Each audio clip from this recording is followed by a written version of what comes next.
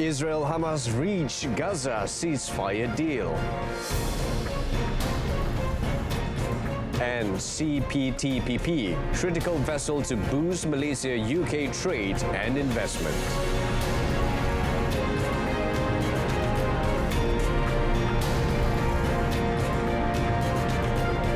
Good afternoon and Salam Malaysia Madani. Thanks for tuning in. I'm Brendan Lepal. Negotiators have reached a deal for a ceasefire in the Gaza war between Israel and Hamas. At a news conference in Doha, Qatar Prime Minister Sheikh Mohammed bin Abdul Rahman Al Thani said the ceasefire would take effect on Sunday and negotiators are working with Israel and Hamas on steps for implementing the deal. Al Thani said the deal outlines a 6-week initial ceasefire phase and includes the gradual withdrawal of Israeli forces from Gaza and release of hostages held by Hamas in exchange for Palestinian detainees held by Israel. The ceasefire deal comes after 15 months of conflict that has killed tens of thousands of Palestinians and inflamed tensions across West Asia. The agreement follows months of on-off negotiations brokered by Egyptian and Qatari mediators with the backing of the United States and came just ahead of the inauguration of US President-elect Donald Trump. Israel's campaign in Gaza has killed more than 46,000 people, according to Gaza Health Ministry figures, and left the coastal enclave a wasteland of rubble with hundreds of thousands surviving the winter cold in tents and makeshift shelters. Outgoing US President Joe Biden said, quote, many months of intense diplomacy by the United States and its partners contributed to the ceasefire and hostage deal agreed between Israel and Hamas on Wednesday. Several other world leaders joined Biden in their posting their thoughts on the social deal on social media site X, formerly Twitter. United Nations Chief Antonio Guterres said he welcomed news of the agreement and thanked the US, Qatar and Egypt for their efforts in mediating talks. Ursula von der Leyen, the President of the European Commission, hailed news of the deal, which will see Israeli hostages returned by Hamas and humanitarian aid delivered to citizens in Gaza. German Chancellor Olaf Scholz and British Prime Minister Keir Starmer were among other leaders to comment. Italian Foreign Minister Antonio Tajani welcomed the ceasefire between Israel and Hamas as a, quote, great step towards peace, but stressed the need for further progress in achieving long-term stability. Negotiators are working with Israel and Hamas on steps implementing the deal. The Comprehensive and Progressive Agreement for Trans-Pacific Partnership, or CPTPP, trade agreement will be a critical vehicle to expand and facilitate investment and trade between Malaysia and the United Kingdom, UK. Prime Minister Datuk Seri Anwar Ibrahim said this was made possible by the move by both countries to enter the agreement. We were successful in entering to the CPTPP agreement, and it takes the serious political commitment on the part of the UK and Malaysia, focusing of course on economic fundamentals and the interests of both nations to promote free trade and investments. Datuk Seri Anwar was speaking at the launch of the YTL Group's Brabazon new town development in Bristol, the largest city in the southwest of England. Malaysia ratified the CPTPP in October 2024, joining Peru, Japan, Singapore, Chile, New Zealand and Vietnam in doing so, while the UK formally joined last December. Under this framework, tariffs for products by member countries will be reduced to zero. The Premier also praised YTL, which is the largest Malaysian investor in the UK, for its resilience and for continuing to make strides in the country. Earlier, the Prime Minister met his counterpart, Sir Keir Starmer, and discussed about elevating the relations between both countries to strategic partnership covering all spheres. We had the opportunity to discuss initially, then with the team, to enhance the relations to comprehensive strategic relationship between the two countries, covering all spheres, from, of course, the focus in the fundamentals of economics, but also defense and education, etc. We did also discuss the issue of hopefully just resolution with the Palestinian and Gaza issue to the final attempt to achieve a peaceful solution. But prior to that, we need ceasefire.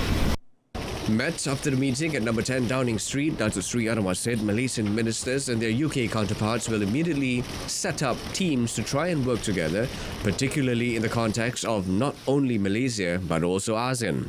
He added that during the meeting he also invited Starmer to visit Malaysia. Thank you, Prime Minister. British inflation slowed unexpectedly last month, and core measures of price growth tracked by the Bank of England fell more sharply, according to official data that will be welcomed by Finance Minister Rachel Reeves after a market sell-off. According to the Office for National Statistics, the annual rate of inflation edged down to 2.5% in December from 2.6% in November. Economists had mostly expected headline inflation to hold at 2.6%. Inflation is expected to rise again, as many analysts forecast it will top 3% in early 2025. In response, Reeves said there was, quote, still work to be done.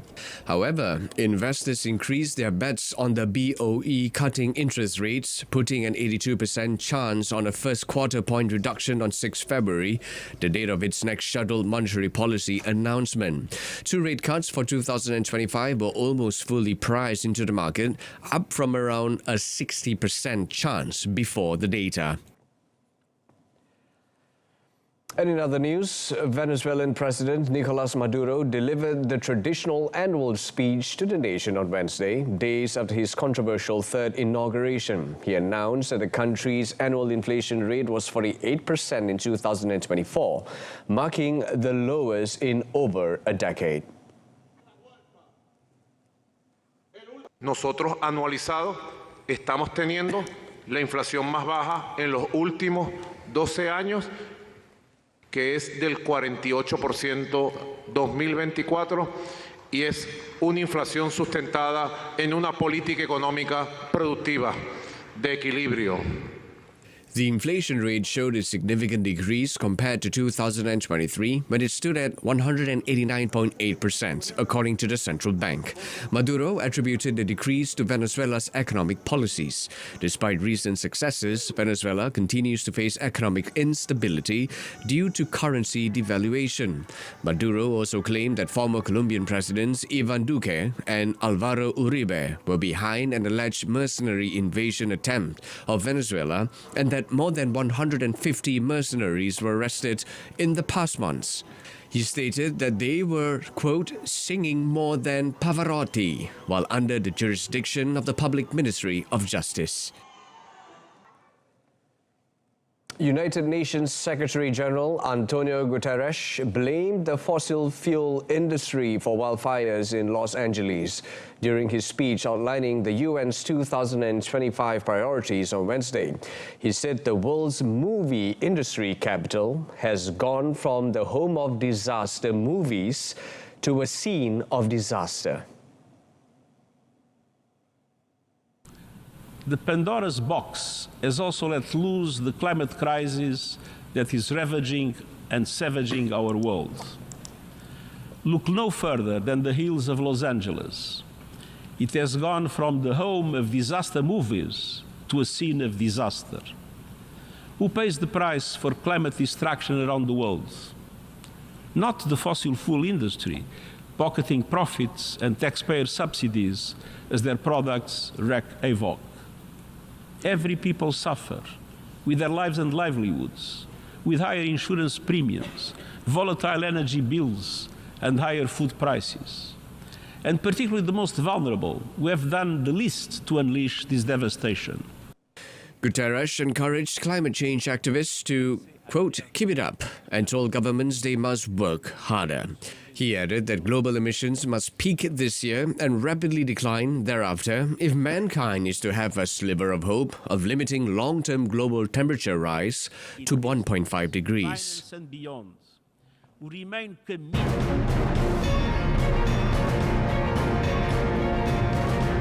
At least 78 bodies pulled out of illegal mine in South Africa. That and more coming up next.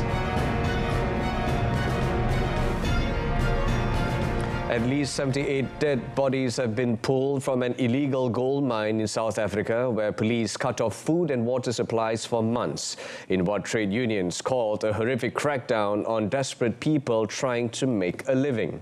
A total of 246 survivors, some of them emaciated and disorientated, have been brought to the surface and immediately arrested for illegal mining and immigration since a court-ordered rescue operation began. Volunteers who went down to the mine located 2 kilometers underground near Stilfontein, southwest of Johannesburg, told police late on Wednesday they could not see anyone left in the tunnels. Rescuers would keep working on Thursday to make sure all bodies and survivors had been recovered. Earlier, there were fears dozens or even hundreds more men could still be trapped. Illegal mining is common in parts of gold-rich South Africa. Typically, undocumented miners move into mines abandoned by commercial miners and seek to extract whatever is left. Some are under the control of violent criminal gangs. Most of the miners at Stilfontein were from Mozambique, though some also came from Zimbabwe and Lesotho. Only 21 of them were South Africans. Ukrainian President Volodymyr Zelensky met his Polish counterpart Andrzej Duda in Warsaw on Wednesday, following what Poland has called a breakthrough in a historical dispute on wartime exhumations that has stood between the allies. Although Poland has been one of Ukraine's staunchest backers since Russia invaded in 2022, ties between the neighbors have been strained for generations by the Volhynia killings that took place from 1943 to 1945. Poland says more than 100,000 Poles were killed in the massacres by Ukrainian nationalists. Thousands of Ukrainians also died in reprisal killings.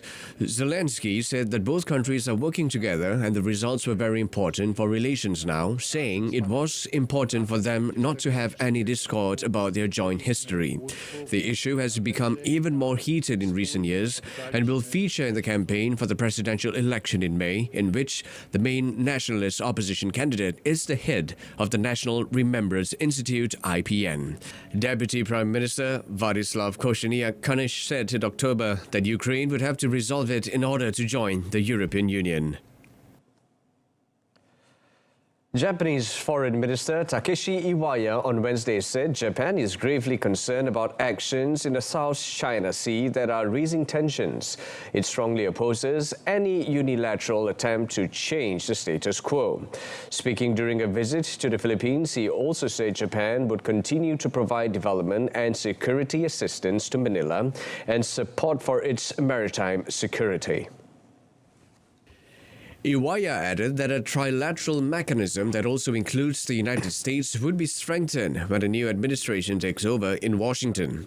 Iwaya's visit follows a virtual call between Japanese Prime Minister Shigeru Ishiba, Philippine President Ferdinand Marcos Jr., and outgoing U.S. President Joe Biden, where the three leaders affirmed their trilateral arrangement in deepening economic, security, and technology cooperation in the face of growing tensions in the region. The transition to U.S. President-elect Donald Trump's administration on 20th January leaves Marcos as the only original leader out of those who established the trilateral initiative in 2024. In our efforts to enhance our national... United Nations High Commissioner for Human Rights Volker Turk called for sanctions on Syria to be reconsidered on Wednesday during his first ever visit to the country. Speaking during a news conference in the capital Damascus, Turk said sanctions had a negative impact on Syrian people and that he will continue to advocate for their relief. According to a statement by the UN, Turk, an Austrian lawyer, is visiting Syria and is expected to meet with officials, civil society groups, diplomats and UN bodies. He will travel to Lebanon afterwards. Syrian President Bashar al-Assad was driven from power by a lightning offensive last month, ending 50 years of family rule and raising hopes for accountability for crimes committed during Syria's more than 13-year civil war. Under Assad, many UN officials and rights groups were denied access to the country to investigate alleged violations. A spokesperson for Turk's office did not immediately provide further details of how many times he or his predecessors had tried to gain access to the country. The role of High Commissioner for Human Rights was created in 1993. Daniel Chapo of Mozambique's long-ruling Frelimo party was sworn in as president on Wednesday at a sparsely attended ceremony after months of protests against his disputed election victory. Eu, Daniel Chapo, juro minha honra, respeitar e respeitar a Constituição, desempenhar com fidelidade o cargo de Presidente da República de Moçambique. Chapo told a group of about 1,500 supporters from a stage in the capital Maputo that social and political stability would be his government's top priority. Cyril Ramaphosa, president of neighboring South Africa, was one of the few heads of state attending Chapo's inauguration. Opposition leader Venancio Mondlane, who official results say came second to Chapo in the presidential election, returned from self-imposed exile last week and has urged his supporters to continue demonstrating. The post-election protests amount to the largest against Frelimo in Mozambique's history and have affected foreign businesses operating in the resource-rich southern African country of 35 million people. Iran's Navy received its first signals intelligence ship on Wednesday, a few days after the country's army took delivery of 1,000 new drones. Footage showed the ship at sea off the south coast of Iran, near Iran's port town of Konarak. The Zagros is a new category of military vessel equipped with electronic sensors and the ability to intercept cyber operations and conduct intelligence monitoring. Earlier this month, Iran started 2-month-long military exercises which have already included war games in which the elite Revolutionary Guards defended key nuclear installations in Natanz against mock attacks by missiles and drones. The military drills and procurement come at a time of high tensions with arch-enemy Israel and the United States under incoming United States President Donald Trump.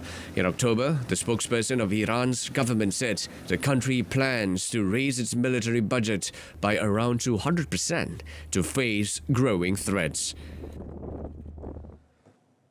New users have piled in to Chinese social media app Rednote just days before a proposed United States ban on the popular social media app TikTok, as the lesser-known company rushes to capitalize on the sudden influx while walking a delicate line of moderating English language content.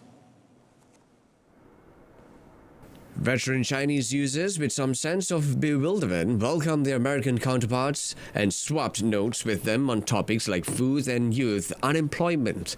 In only 2 days, more than 700,000 new users joined Xiaohongshu. US downloads of Rednote were up more than 200% year-over-year this week and 194% from the week prior, according to estimates from app data research firm Sensor Tower. Rednote maintains only one version of its app rather than splitting it into overseas and domestic apps, a rarity among Chinese social apps that are subject to domestic moderation rules. Still, the company is keen to mind the sudden rush of attention, as executives see it as a potential path to achieve global popularity similar to TikTok's.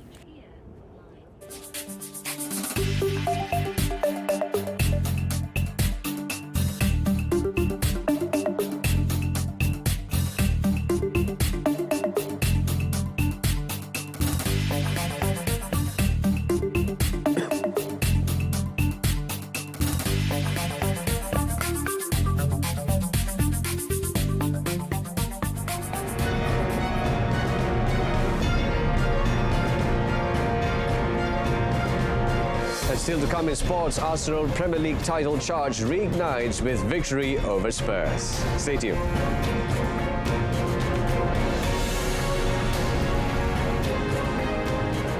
The Football Association of Malaysia, FAM, yesterday announced that 23 local referees have been selected by FIFA's International Referees Panel to be registered as FIFA referees this year. In an official statement on Facebook, FAM said the FIFA list comprises 19 male officials, 6 referees, 8 assistant referees, 3 futsal referees and 2 beach football referees, and 4 female officials comprising 1 referee, 2 assistant referees and 1 futsal referee. Mohammad Nazmi Nasaruddin, a FIFA referee since 2016, leads the list of 6 male referees. The others are Razlan Jofri Ali, Tuan Muhammad Yasin, Tuan Muhammad Hanafia, Usaid Jamal, Kamil Zakaria, and Izul Fikri Kamaruzaman. The assistant referees are Zairul Khalil Tan, Muazzi Zainal Abidin, Arif Shamil Abdul Rasid, Farhan Abdul Aziz, Shafiq Ahmad Said, Nadziran Aziz, Kirsava Raj, and Saharuddin Isahak. The futsal referees are Hildai Idang, Nora Fendi Nur Hayalan, and Faiz Jamaluddin, while the 2 beach soccer referees are Amirul Aizat Lodin and Shahir Shaharul Nizam, who have been registered since 2023. In football, Arsenal came from behind to beat Tottenham 2-1 and reignite their Premier League title challenge on Wednesday. Arsenal's victory at the Emirates lifts them 4 points behind Liverpool, who drew 1-1 with Nottingham Forest on Tuesday, and ends a winless run of 3 matches in all competitions. Skipper Song Heung-min gave Tottenham the lead in the 25th minute, but the home side were level 15 minutes later when Gabriel's header from a corner rebounded off Dominic Solanke for an own goal. The turnaround was complete just before half-time when Leandro Trossard blasted home across new Spurs goalkeeper Antonin Kinski. Arsenal squandered a series of chances to increase their lead and breathe a sigh of relief when Pedro Porro hit the post deep into stoppage time. Mikel Arteta's team are now on 43 points after 21 matches, 4 points behind Liverpool, who have a game in hand. On the other hand, the defeat is another bitter blow for injury-ravaged Tottenham, who have now taken just 5 points from a possible 27 over their past 9 Premier League games and have slumped to 13 in the table. Still on the English Premier League, Manchester United coach Ruben Amorim said on Wednesday that the pressure to deliver can be the key to turning this season around. The Red Devils are looking to end a 4-match winless run in the Premier League when they face bottom side Southampton later tonight. 2 months into Amorim's tenure, United sit 14 in the league. Despite flashes of brilliance in a 2-1 win at Manchester City, a 2-2 draw at Liverpool and Sunday's FA Cup penalty shootout win at Arsenal with 10 men, a lack of consistency has the coach worried. Yeah, I'm always concerned because we didn't have during these games the consistency in performance, in results. So I'm always worried. It's my job to be worried. But we have to face the Southampton in the same way that we faced Liverpool and Arsenal, for example. So that is the goal. Not more, not less. Face that game. But understanding that they are different games and people expect us to win, and that changes things. When you have the pressure to win, that is the pressure that we want. And in tennis, Iga Swiatek raced into the 3rd round of the Australian Open on Thursday with a 6-love, 6-2 demolition of Rebecca Shramkova, taking another step on the road to redemption after a doping ban last year. Second seed, Swiatek broke the Slovakian's first service game and never looked back. World number 49 Shramkova was playing in the 2nd round of a Grand Slam for the first time and had no answer to the precision and power of the pole. Swiatek won 64% of points off the Slovakians' first serve in an opening set that lasted 27 minutes, the pole dropping just 10 points. Shramkova finally got on the board in the 8th game of the match to huge cheers from the sympathetic Rod Laver Arena crowd. But Swiatek remained in total control, closing out a comprehensive victory after exactly 1 hour on court. Swiatek will face former US Open champion Emma Raducanu, who beat Amanda Anisimova for a place in the last 16. The Pole is taking a different approach this season with new coach Wim Fissette as she targets the first Australian Open title. On motorsports, Toyota's South African Henk Lottehan regained the overall lead in the Dakar Rally on Wednesday with a 2 minutes and 27 seconds advantage over Saudi Arabia's Yazid Al-Raji going into the penultimate stage. Lottehan, who lost top spot to Al-Raji after Tuesday's race, having held the leads in Stage 2, finished 24th in the shortest stage so far, a 120-kilometer ride in the dunes between Harat and Shubaita, but was over 9 minutes ahead of his rival. It was a strategic race by Lottehan, gaining enough time to retake the lead, but not wanting to finish too high up in the 10th stage and avoid starting at the front in Thursday's stage to benefit from the tyre tracks of the early starters. Spain's Nani Roma, twice a Dakar winner, took the victory in Stage 10, his first stage success since 2015, with the Ford driver finishing 18 seconds ahead of Brazil's Lucas Moraes, winner of Stage 7. In the motorcycle category, South Africa's Michael Doherty took the stage win, while overall leader Daniel Sanders of Australia stretched his advantage over nearest rival Tosha Scarena of Spain to 16 minutes and 31 seconds.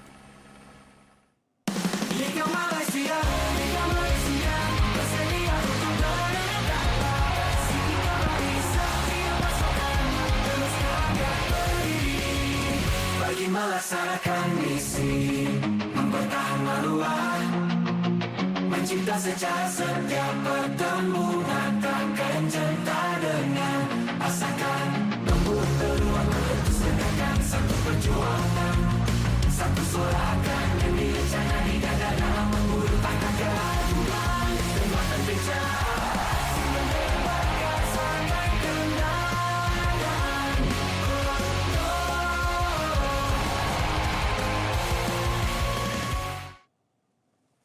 And that's it from us this afternoon. In our top story, Israel-Hamas reach Gaza ceasefire deal. Till then, I'm Brendan Paul from the river to the sea. Palestine will be free. Thanks for watching. Take care.